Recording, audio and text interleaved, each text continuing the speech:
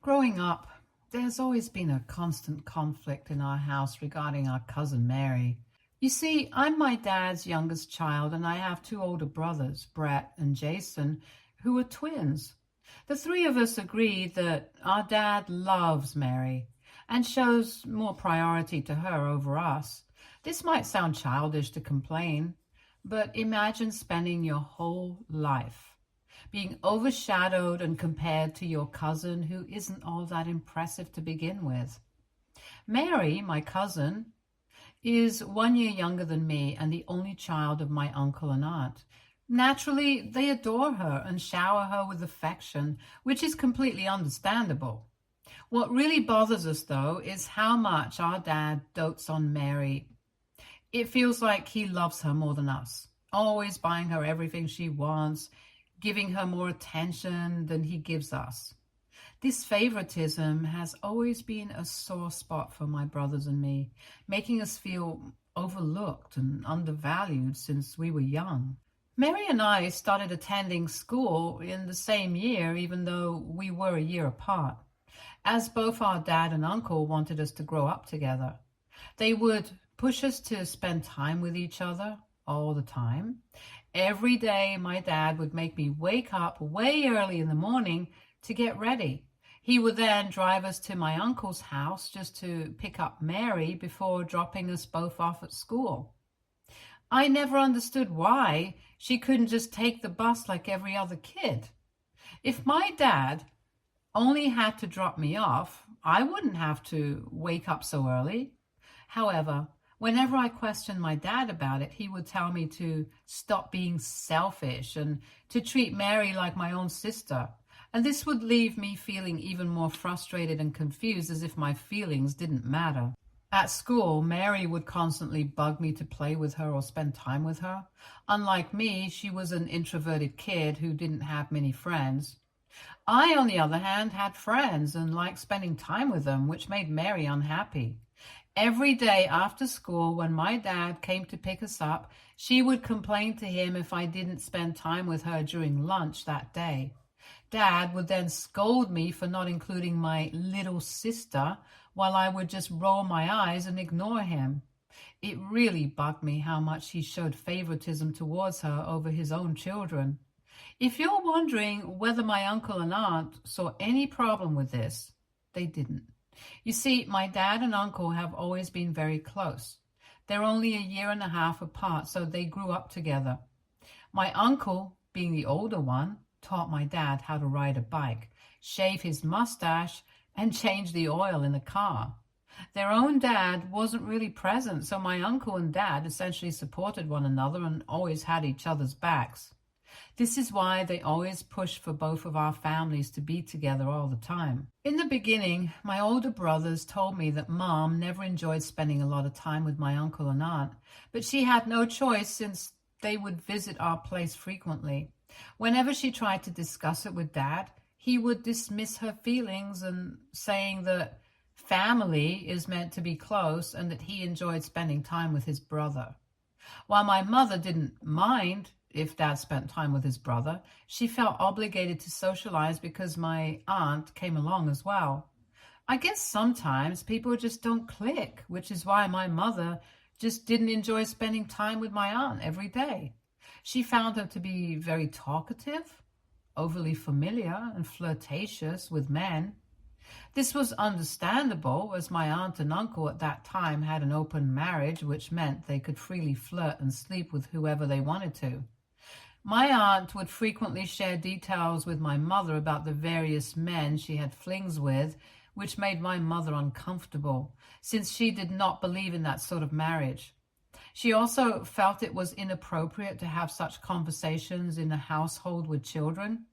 And that's why whenever my aunt and uncle visited, she would send Brett and Jason to play with other kids in the neighborhood to prevent them from overhearing these adult conversations. My dad, on the other hand, never really had any issue with my uncle and aunt's marriage and would laugh hearing their adventurous stories. The year my mother became pregnant with me, my aunt finally confided in her that she also wished to conceive. However, She and my uncle had been grappling with fertility issues ever since they got married. Upon hearing from the doctor that they might never have a child, my aunt and uncle were deeply saddened and often argued. Eventually, they decided to stay married but have an open relationship so they could explore other connections while remaining committed to each other. However, my aunt admitted that she still yearned to have a child of her own. My mother encouraged her to consider alternative options such as adoption or IVF. Although these choices were costly, they were viable paths to pursue if they were serious about starting a family. When I was born, my mother experienced complications that tragically resulted in her death due to blood loss. My brothers have shared with me how traumatic it was for all of them to feel the conflict of emotions, sadness over our mother's passing and joy that I was born safe and healthy, just as our mom would have wanted. However, Dad was inconsolable. He refused to leave our mother's side and sat next to her, unable to process the fact that his wife had passed away. I can't begin to imagine how much it would have hurt him, but he has never shown any resentment towards me or blamed me in any way, even though I wouldn't blame him if he did. I wish my mother were alive, as I miss her all the time, even though I never got to meet her. My brothers have so many stories about her, while I only know her through pictures. The first year after I was born, my dad and brothers faced challenges in taking care of me, as they were not accustomed to caring for a girl. Despite this, my dad took charge and my brothers followed his lead. These three men have always been there for me unconditionally. I can't recall a single day when my brothers fought with me. While growing up, they would take me with them everywhere, and I was like their little sidekick. Even when they played video games, they would let me sit right by their side so I could watch them play in awe. They have never argued with me over food and always let me have the biggest slice of pizza if I wanted it. I have always had priority when it comes to using the bathroom because they understand that some days of the month I might need it more than they do. I know brothers can be mean and annoying at times, but mine are complete sweethearts. They treat me like a princess. While I've heard many stories from my friends about how siblings fight with each other, I haven't experienced that because both of my brothers are calm and level-headed. The most we've ever disagreed about was a movie, and even that got resolved quickly with a simple vote. Our bond has always been harmonious, and I feel lucky to have such understanding, caring brothers. After my mother passed away, my uncle and aunt were always there for us as we grew up. Thankfully, my aunt got pregnant just a year after I was born. The news of my aunt's pregnancy was a source of joy for everyone in our family because they were aware of the long struggle and effort my aunt and uncle had put into trying to conceive a child. When Mary was born, she and I spent a lot of time together since we were only a year apart, and both my dad and uncle wanted us to bond from an early age. Initially, I liked spending time with Mary, but when you are forced to spend time with someone every other day, you quickly start to lose interest. As I started going to school, I made new friends and naturally began spending less time with Mary. However, both my dad and uncle expected me to be there for her and to look out for her at all times. Mary has a tendency to be a crybaby and has always been quite dramatic because she grew up with siblings. She never learned to share and was always very possessive of her things.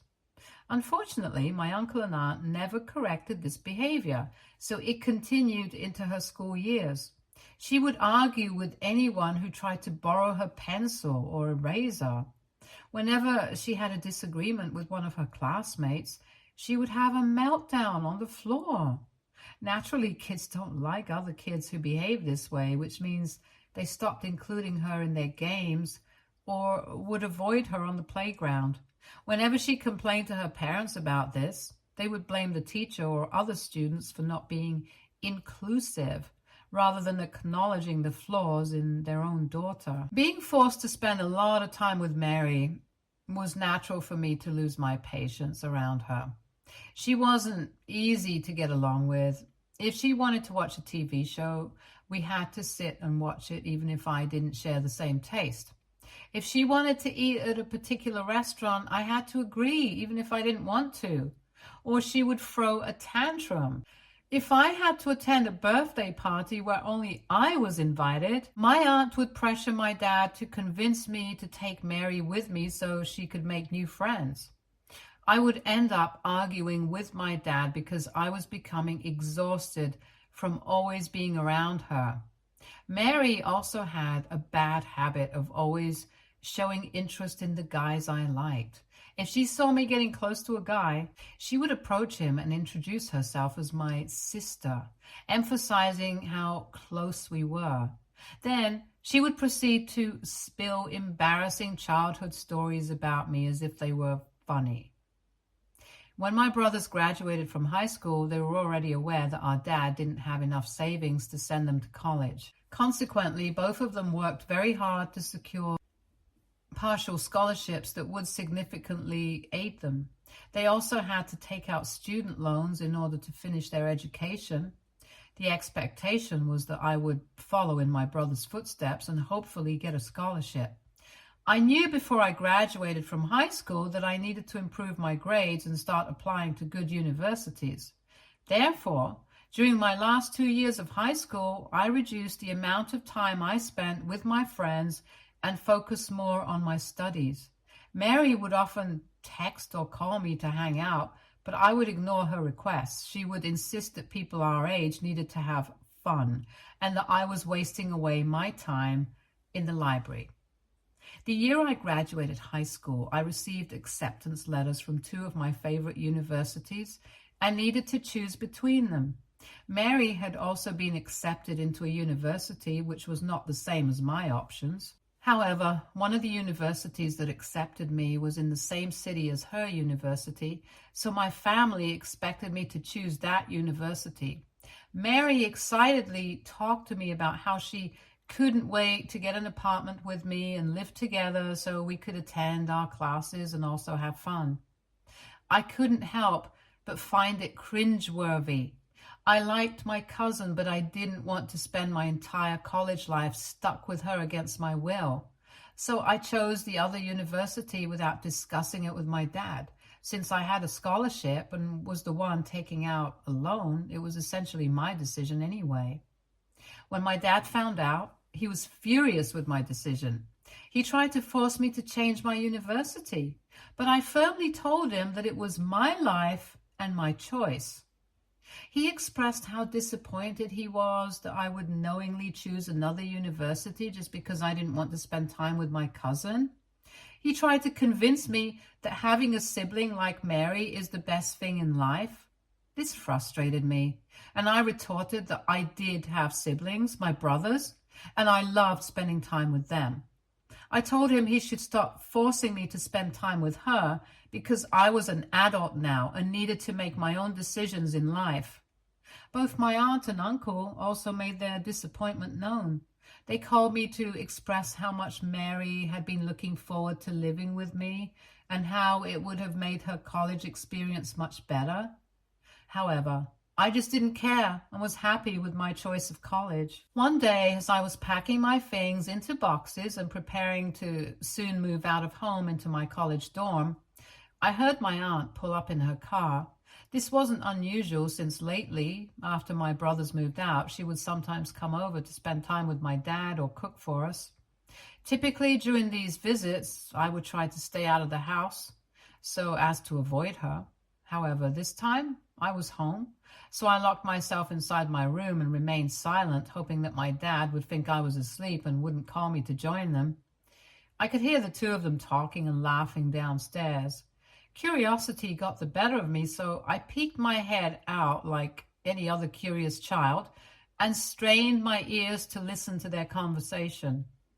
That's when I heard my dad mention something about a college fund, which immediately caught my interest. I tiptoed out of my room and made my way downstairs to listen more closely. As I listened in, I heard my dad tell my aunt that he had been saving money for Mary's college fund for a while now. He assured her that Mary would never have to take out a college fund because he had it covered.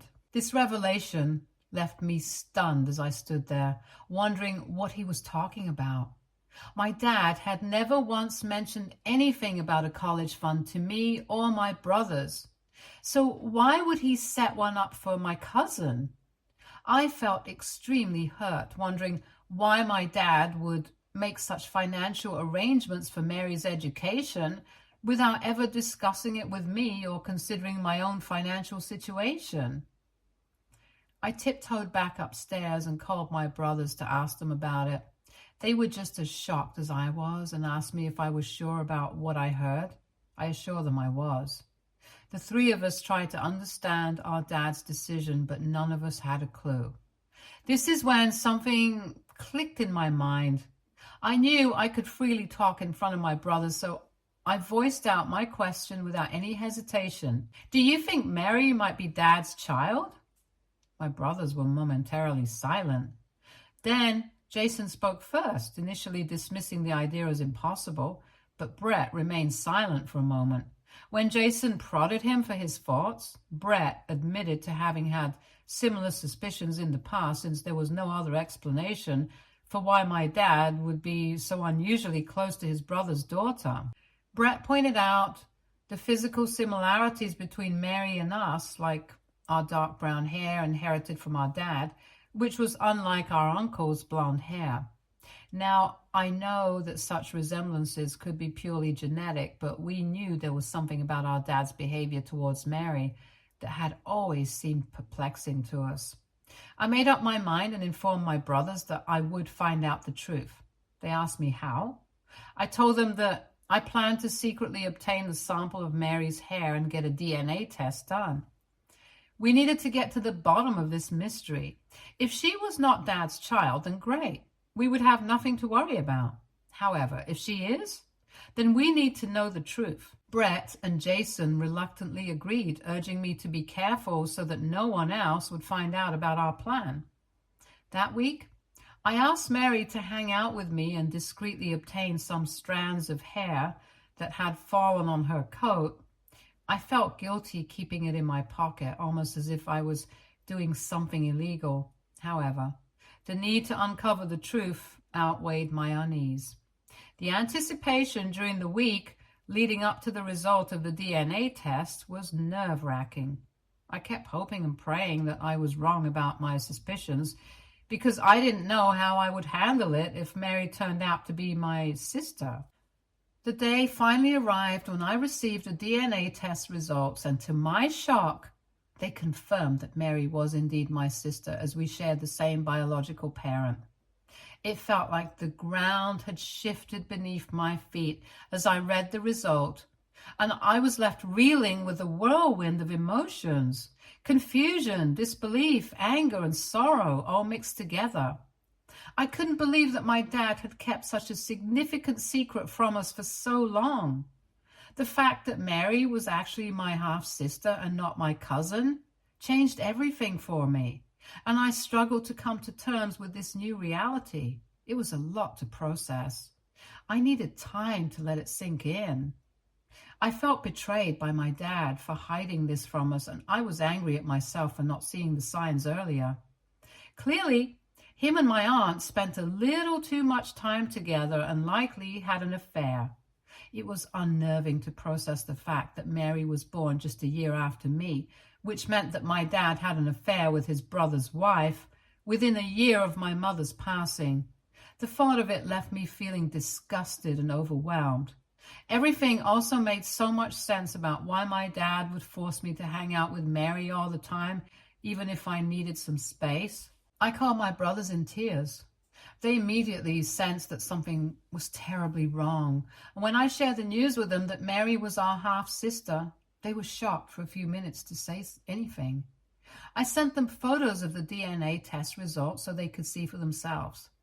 Brett and Jason were furious and insisted on coming back home so that we could confront Dad together and get to the bottom of this. However, I knew that confronting our dad about such a disgusting revelation wouldn't change anything for us. He had slept with his brother's wife, which had resulted in her getting pregnant with Mary. There was nothing that we could say to change this truth. Instead, I suggested that we cut him off. Our dad clearly did nothing for us and left us to fend for ourselves, taking on college loans to pay off our tuition, while he knowingly saved money just for his affair baby. Brett agreed with me while Jason was still seething. Now that we knew their secret, I decided that we could have a little fun exposing the truth. I orchestrated a plan where I would reveal the secret to Mary in a subtle yet impactful way, so my dad could not escape any more from the consequences. I asked my brothers to not tell Dad anything for the time being. Instead, I asked if they could come over on my moving day to drive me to college because I didn't want to go there with my dad, and they immediately agreed. So on the day of my departure from college, I invited Mary to see me off one last time. When she arrived, my dad was his usual excited self around her and gave her a warm hug. During my conversation with Mary, she excitedly shared with me about her plans to move into an apartment and how her mother had recently revealed a college fund she had secretly set up for her years ago. I couldn't help but scoff inwardly and mentally roll my eyes, fully aware of the truth behind it all. Mary was thrilled about how helpful it would be for her future and continued to brag about how her mother had managed to save thousands of dollars over the years so that she did not have to worry about taking a loan like me. When my brothers pulled into the driveway to help me pack my stuff, they didn't even greet my dad properly. The tension was palpable, and my dad must have noticed it too. He tried to approach them, but they gave him the cold shoulder. This was a new dynamic for us because the three of us had always been very respectful towards him. However, after discovering the secret, we couldn't look at him the same way. My brothers practically ignored him as they packed my belongings, and I helped them here and there. Once everything was packed, I turned to bid my dad goodbye. He tried to hug me, but I awkwardly took a step back, avoiding the embrace. He stopped and looked hurt, asking if something was wrong, and that's when I met his gaze and told him that I wished Mom were here. He appeared confused and wounded, but I didn't care. After the kind of secret he had hidden from us, I wanted to lash out and scream at him, but I managed to control myself. I hugged Mary goodbye and slipped her an envelope instructing her to open it in front of my dad after I drove away. She nodded understandingly and bid me farewell. Driving away, I felt a mix of emotions: relief, sadness, and a tinge of guilt. I knew the aftermath of this revelation would be tumultuous for our family, but the truth had to come out. Mary needed to discover the burden of the secret we knew about her mother and our dad. As an extra measure, I also sent a photo of the DNA result to my uncle, ensuring that he would not be kept in the dark. As you can imagine, within just half an hour, my phone was ringing off the charts. My brothers also received multiple calls from my aunt and dad, clearly trying to reach out to us to justify their actions, but they never picked up. Then my uncle called, and I decided to answer since I knew how shocked he must be after reading the document. He asked me directly if the test was fake, and I felt a surge of emotions flood through me as I told him that I wished it was. I told him how the news had shattered mine and my brother's perception of our dad when we found out. My uncle then took a deep breath and asked me if I was doing okay. I could hear from his voice that he was genuinely concerned, and that's when I burst out crying. My uncle had always been a significant figure in our lives, and I wished I never had to deliver such bad news to him. However, despite his own shock and hurt, he showed his goodness of heart by asking me about my well-being during such a difficult time. My uncle consoled me and assured me that I had done nothing wrong. He thanked me for revealing the truth to him. Now that I've moved into college and my brothers have left, I've had time to reflect on how big of an impact this has had on my family. My stomach hurts and it feels like I have done something wrong. I'm so scared about what will happen to us as a family. AITA for revealing the truth to my cousin? Did I do the right thing? Update 1. The aftermath of revealing the truth was plunged. The aftermath of revealing the truth has plunged my family into absolute chaos. I have found out that Mary and my uncle have swiftly moved out of the house since the revelation, as they don't want anything to do with my aunt. Meanwhile, my aunt's reaction has been volatile and hurtful. She has bombarded me with a barrage of texts ranging from abusive accusations to attempts at justifying her affair with my dad.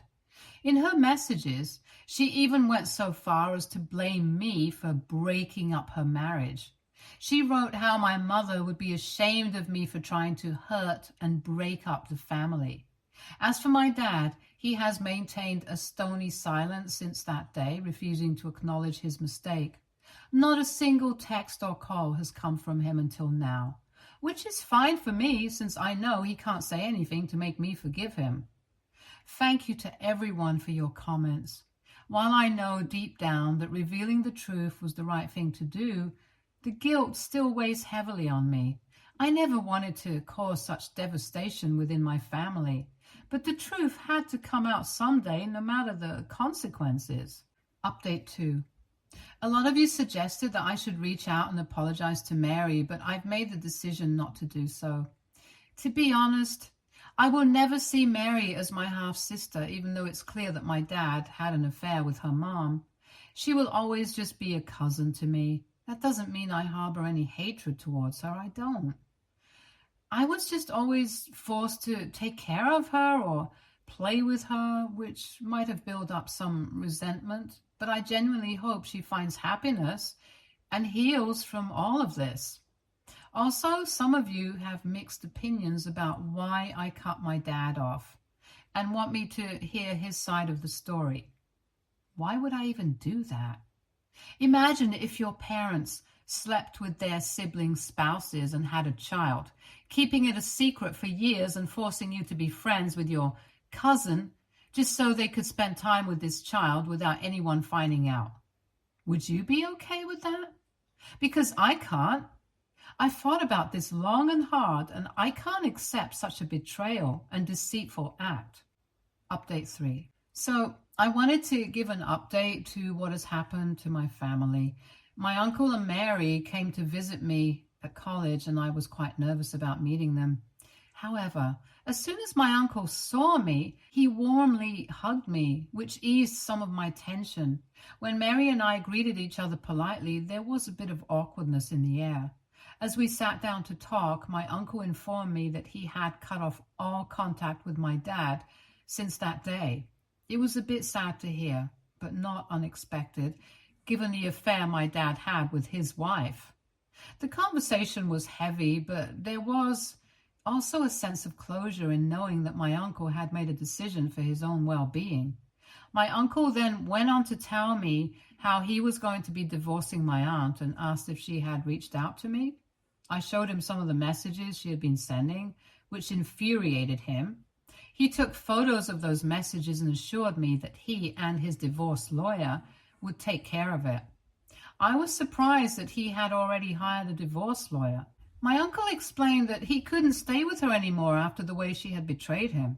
I nodded, understanding his sentiments. Mary then asked how I was doing in college, and I told her I was doing fine. She inquired if I was already aware that the college fund her mother mentioned had actually been set up by my dad for her. I nodded and told her that I had overheard the conversation the evening her mother had come over alone to talk to my dad, which had raised my suspicions about them in the first place. Mary then went on to inform me that she had returned the entire fund to my dad and had asked him to never contact her again. She told me that she found their entire affair extremely creepy and couldn't accept anyone else as her father. I assured Mary that she did the right thing, especially since my dad hadn't even acknowledged or accepted his mistake until now. My uncle grimaced, clearly still angry, and told me how the night he found out everything, he had driven to my dad's place ready to punch him to death. However, Mary stopped him, and because he loved her so much, he held back. Otherwise, he said, my dad would be 6 feet under. I understood how frustrating it must have been for him to have raised his little girl for so long, only to find out that she wasn't even biologically his. What my father had done was the highest level of betrayal between any sibling. After my conversation with Mary and my uncle, I feel much better about my decision to cut off my dad. As for my brothers and me, we are doing just fine. The 3 of us are family, and we will always have each other's backs. I talk to them regularly, and we are planning on getting jobs in the same city in the future, so we can all live together. Stay tuned for more stories from Argo Relationships.